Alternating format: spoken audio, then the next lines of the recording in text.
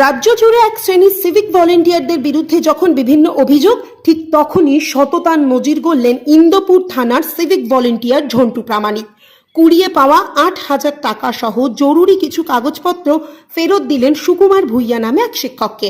স্থানীয় সূত্রে খবর, প্রতিদিনকার মতো সোমবার সন্ধ্যায় ইন্দোপুরের বাংলা বাজারে একটি চায়ের থেকে বন্ধুদের সঙ্গে আড্ডা দিতে এসেছিলেন স্থানীয় শিক্ষক সুকুমার ভূঁইয়া। সেখানেই তিনি সঙ্গে থাকা জরুরি কাগজপত্র নগদ ৮,০০০ টাকা ফেলে যান। পরে রাত্রে ডিউটিতে থাকা সিভিক ভলেন্টিয়ার ঝন্টু প্রামাণিকের নজরে তা পড়তেই তিনি নগদ টাকা সহ সমস্ত কাগজপত্র কুড়িয়ে নিজের কাছে রাখেন। পরে মঙ্গলবার সকালে শিক্ষক সুকুমার ভূঁইয়ার খোঁজ করে তা তার হাতে তুলে দেন। পরে এদিন সন্ধ্যায় ঠেকের বন্ধুদের সঙ্গে নিয়ে থানায় পৌঁছান শিক্ষক সুকুমার ভূঁইয়া।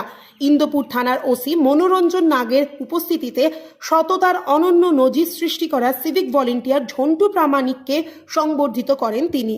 এই ঘটনায় ইন্দোপুর থানার ওসি সহ তার সহকর্মীরা শুভেচ্ছা ও কুর্নিশ জানিয়েছেন।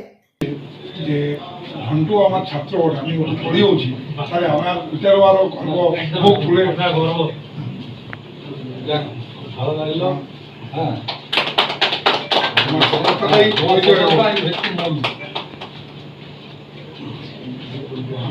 বলো।